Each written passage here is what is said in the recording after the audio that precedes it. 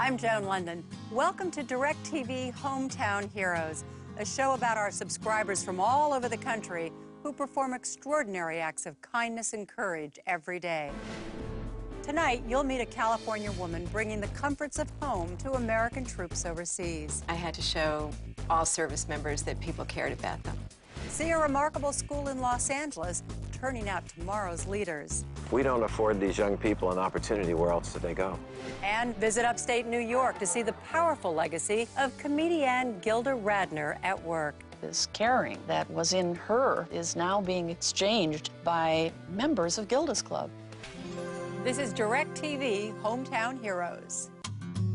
People get ready, there's a train coming, picking up passengers from coast to coast. All you need is faith to hear that diesel humming. You don't need no ticket, you just get on board. Tonight, we begin our show in California. After September 11th, many Americans talked about volunteering to help our country, but few did anything on the scale of the woman that you're about to meet. Our correspondent, Mark Isto, has the story. Welcome to Operation Gratitude. The line, please. Operation Gratitude sends individually addressed care packages to U.S. troops serving in Iraq and Afghanistan. Our mission statement is to put a smile on a service member's face. You have a second? Yeah. This is Carolyn Block, founder of Operation Gratitude. Okay, everybody get back to work. It's not unusual to find her here directing a noisy assembly line of boxes filled with goods for the troops. But her story begins in the quiet Los Angeles suburb of Encino, California, where this native New Yorker was at home the day the towers fell. What was it after September 11th that happened inside of you that made you think, I need to do something to help out? My country was under attack. Certainly my home city had been attacked. And I was terrified throughout that day that so many people I knew could have been impacted, including my family. I wanted to join the military, but I was too old. So I started volunteering at a military lounge. I was there by myself one day, and a soldier walked in, clearly very agitated and upset. He was on his way back to the war zone. And he said, for the first time in my 20-year career, I don't think I'll make it back, but it really doesn't matter because no one would even care.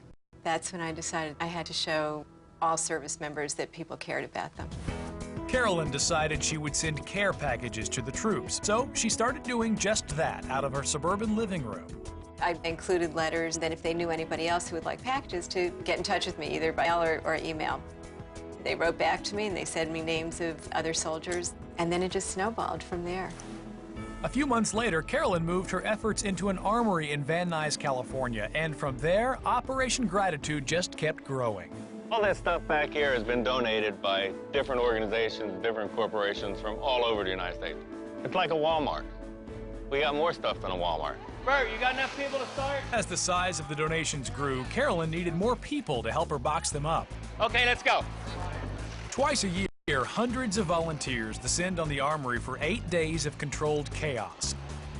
Their goal, to assemble 60,000 care packages. The first thing that happens is they put the Operation Gratitude label on it, and then they get taped up into the shape of a box.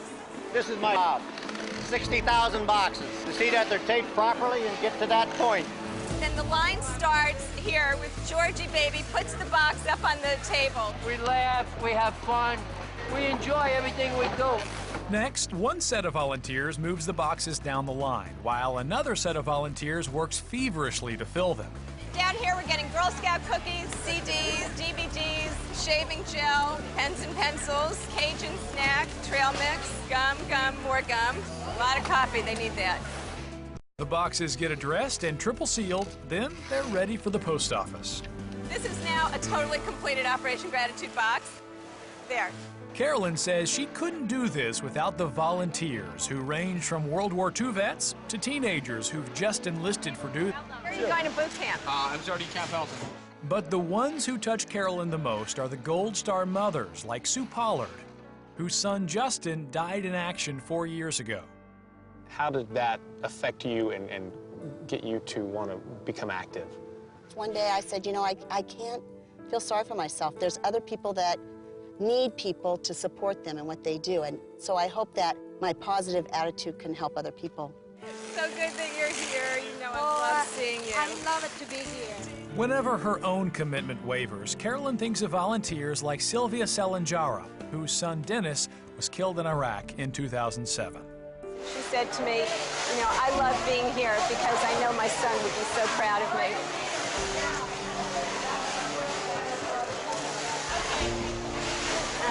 I told her having her here brings her son here too, and that's what gives me the inspiration to do what I do. Another source of inspiration are the emails and pictures Carolyn receives from grateful soldiers in the field. This is from a sergeant in Iraq. To every volunteer at Operation Gratitude. Your love and support that you have shown us made us all have a teary moment because our packages came when we were down and questioning ourselves. But when the care packages were delivered to us, we got up, dusted our uniforms, cleaned our rifles, and felt inspired to continue the fight without a doubt. Thank you, and God bless you all for all your dedication. There are times when I don't think I can go on, but then I get a letter like that, and I know I can't stop. Carolyn was joined by LA Mayor Antonio Villaraigosa when she recently celebrated an important Operation Gratitude milestone, the completion of their 250,000th care package. This $250,000 package. 250,000th package, $250,000, I mean, that's big. So we wanted to do something really special for that. Something special turned out to be an understatement. Sanchez. Alfonso Sanchez of the 16th Military Police Brigade found that out when he opened the historic Operation Gratitude package at his base in the Iraqi desert. First thing I saw was that Jeep brochure, but you know, they give those away at the PX, so didn't think nothing of it. Saw the keys. Sanchez became the proud owner of a new Jeep Liberty, which will be waiting for him at home in Fort Bragg, North Carolina, all courtesy of Operation Gratitude. The stunned soldier had a heartfelt message for Carolyn and Operation Gratitude volunteers back home. From the bottom of my heart, thank you so much for everything, what you do for us soldiers, for everybody. Really, thank you. It's like Christmas every time mail comes and they get a package. It makes us feel a lot closer to home. Sentiments like that mean the world to Carolyn Block, and what she's done with Operation Gratitude is an unforgettable lesson in how one person can truly move mountains. You come to the armory and you just see what this one woman has done, and it seems like it just gets bigger and better every time we have a drive. And how can you not admire somebody like that? She's just a wonderful human being. Still, despite more than 250,000 packages shipped, Carolyn says her work is far from finished. You know, here you are 3 years in. How long will you carry out Operation Gratitude? As long as we have troops deployed anywhere in the world, we'll keep sending care packages.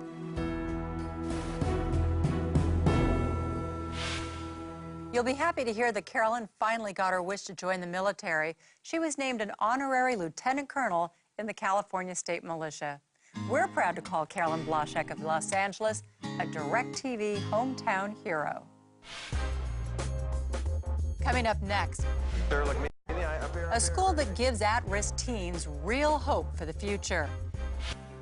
And later, Are you familiar with Gildas Club? find out the true legacy of comedian Gilda Radner. We focus on people, not on cancer, and we focus on living.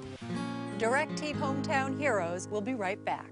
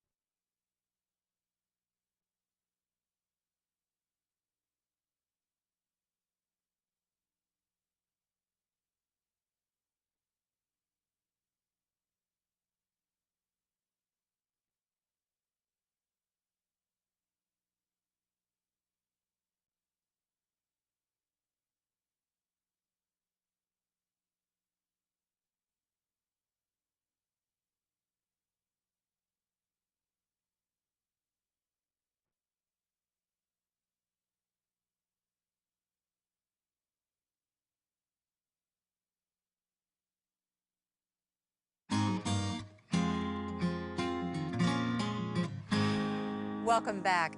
Grant Goody brings us our next story about a very special high school in South Central LA. In an area sometimes called a war zone, it's an island of hope.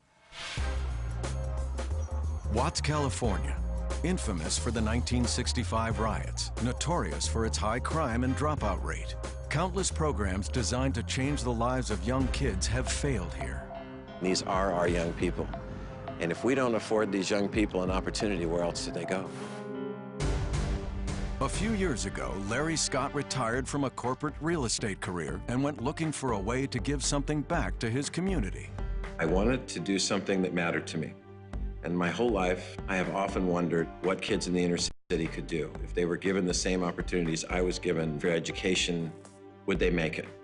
A friend of mine said, you need to go down and see this school in Watts called Verbum Dei.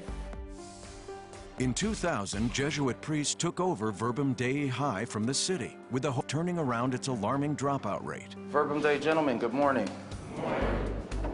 We bring in guys who are 5th, 6th grade level, coming in terms of English and math skills. We take them and make them college ready in 3.5 years. Our priority is to ensure that each and every one of you leave Verbum Dei High School and go on to college. They come here, there's no girls. They've got to work, and they have to keep their grades up. And if their grades aren't up, they have to go to mandatory tutoring. I was so inspired by them. And I thought, this is what I'm going to do. This is where I'm going to work. Good morning, sir. Good morning. Good morning, sir. Look me in the eye. Up here, up here, up here. There you go. Good job. Larry came on board as director of corporate recruitment, hoping to improve the school's struggling finances. It was a tough sell at first. Verbum Dei sits in the middle of Watts, between two poverty-stricken housing projects. The Jordan Downs gang and the Nickerson Gardens gangs are constantly at war with each other, and we're right in the middle of that. Meet Jesse Jovel, age 17, South Central LA resident. A year ago, Jesse didn't seem destined for anything beyond becoming a high school dropout. Wasn't much of a school guy. I would be ditching at least 3 times out of the week. So by the time my sophomore year ended, I had over 100 absences. My dad was disappointed in me and my family, so I was like in a quicksand. Looking for answers, Jesse's parents enrolled him in Verbum Dei. The school's high standards were like shock treatment. The whole thing was totally different. Like, we actually had homework. We had 6 rigorous courses in one day. I definitely had to get used to it. Larry and the Verbum Dei staff realized that kids like Jesse needed more than just classroom instruction to make it out of Watts.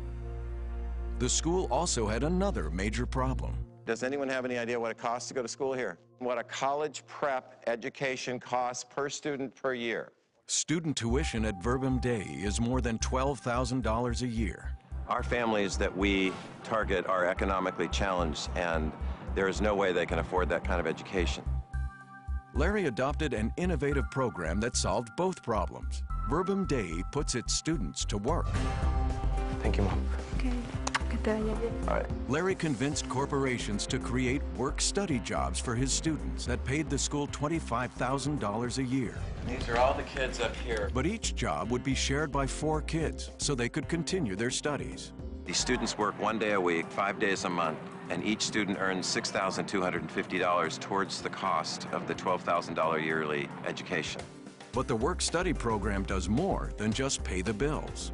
It exposes them to a whole world of opportunities that they may have never seen or may never even have thought of. Jesse's a perfect example. When he started this job, he was completely out of his element. I didn't really know what to expect. I've never been in a building this high. When he first came, he was very shy. He would just come in, sit on his desk, do his job, and that's it. But after a year, he's a complete pro. How's it going? Okay. There you go. Good morning, Bill. How you doing? How are you?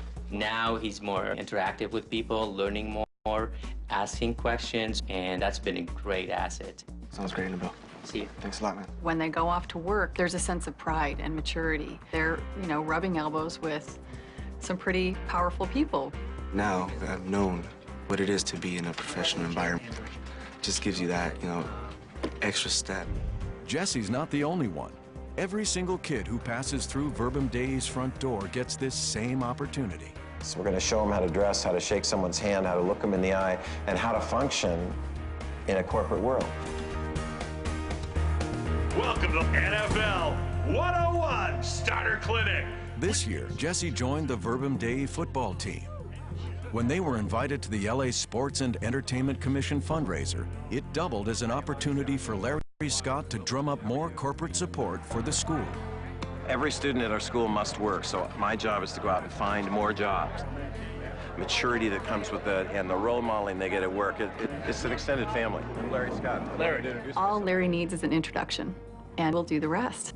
He's incredible. I'd love to be able to follow up if I give you my card. Please. Where my heart is the kids. Being part of this program gives them a chance at a really bright future. Just to see them so excited, there's no feeling. You can't describe it. Anyone doubting Larry's work-study program should consider Verbum Dei's remarkable 100% graduation rate. Or they can just take a look at Jesse Jovel. Not long ago, a likely high school dropout. Now he's on his way to a bright future. Jesse is pretty remarkable. He's a great student. He's co-president of student government this year, plays soccer. He's actually, I think, going to be a kicker for the football team. Mr. Scott, he's really pushing for us. He's really helping us build our confidence, and he's affected all of it. Where's Jesse? Now, after I'm done with university, one of my goals is to definitely become a community person, something like, you know, the school principal, maybe in a few years, or even the mayor of Los Angeles, you know. That'd be great. Giving one young person hope. Where else do you have the chance to do that? Thanks in large part to Larry's efforts, enrollment at Verbum Dei is up 100% over the last 4 years. And that's why we've named Larry Scott a DirecTV hometown hero. Coming up next, comedian Gilda Radner inspires a place like no other. Hey, I should have called sooner. You're watching DirecTV Hometown Heroes.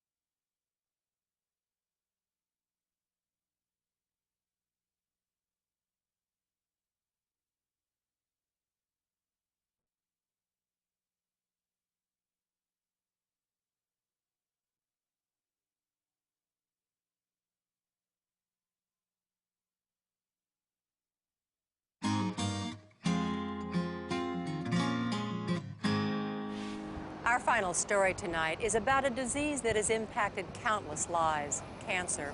Perhaps the most difficult part of facing cancer is the feeling of being alone. We met a woman who created a special place so no one has to battle cancer by themselves.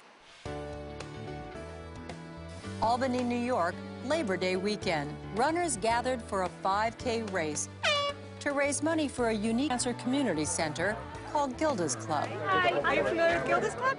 Gildas Club is a meeting place, non-residential, free of charge, where people come together, men, women, children, families, and friends, and together they learn how to live with cancer, whatever the outcome. Psychotherapist Joanna Bull pioneered the idea of community cancer centers in the late 1970s. Basically, what happens when cancer enters the family is that everyone feels isolated. When former Saturday Night Live star Gilda Radner was diagnosed with ovarian cancer, she worked closely with Joanna. She came out of the shell that she'd gotten into and regained her sense of humor and kept it most of the time.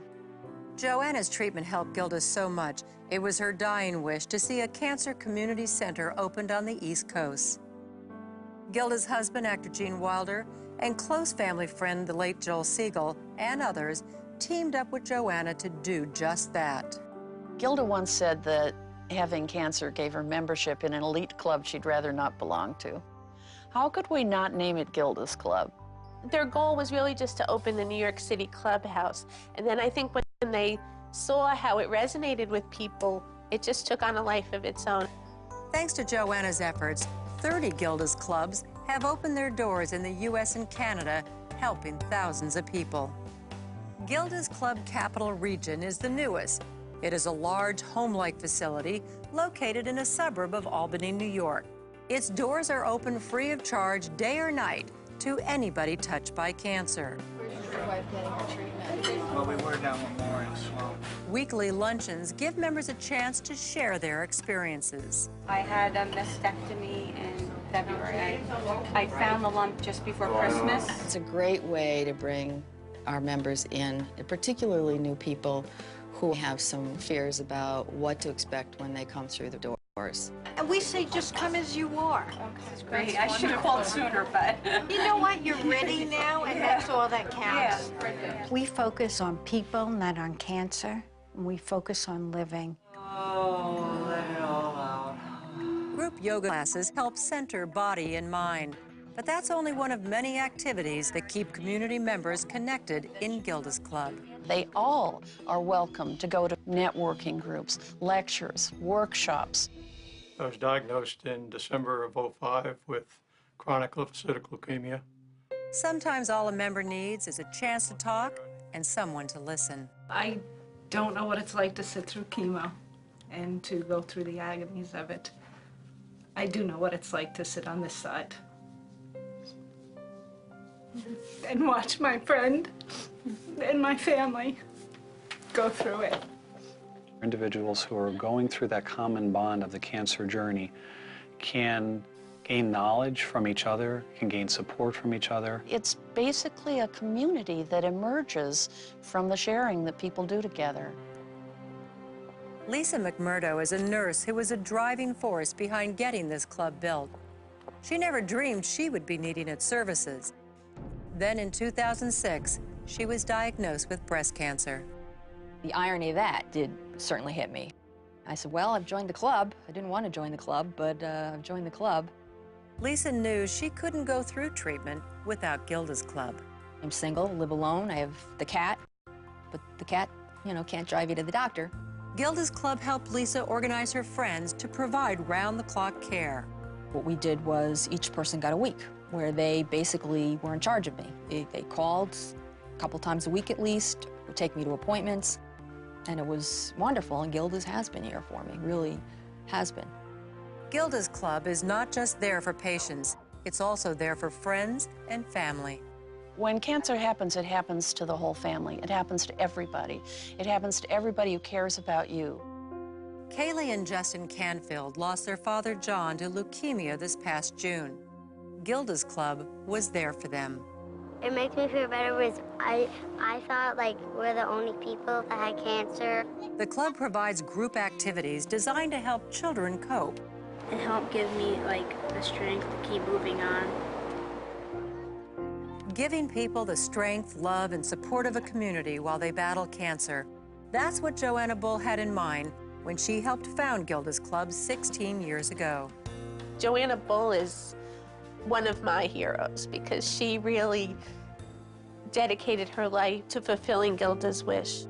She's just such an inspiration, reaching as many people as possible who are on a cancer journey and helping them so that no one has to go through that process alone.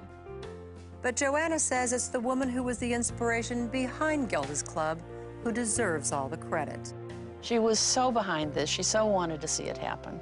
And I love to think that this is her legacy.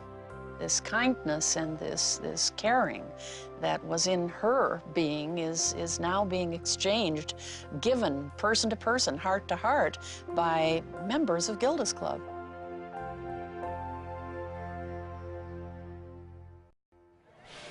Tens of thousands of people have found comfort at the 30 Gildas Clubs in North America. Helping to create Gildas Club makes Joanna Bull a DirecTV hometown hero. The inspirational stories you've just seen show how DirecTV subscribers are changing lives in their communities. These unsung heroes show us all how we can make a difference. Thanks for watching. We'll see you next time on DirecTV Hometown Heroes. Until then, I'm Joan Lunden. For more information on these stories and how to get involved, go to directtv.com/heroes. People get ready, there's a train coming, picking up passengers from coast to coast. All you need is faith to hear that diesel humming. You don't need no ticket, you just give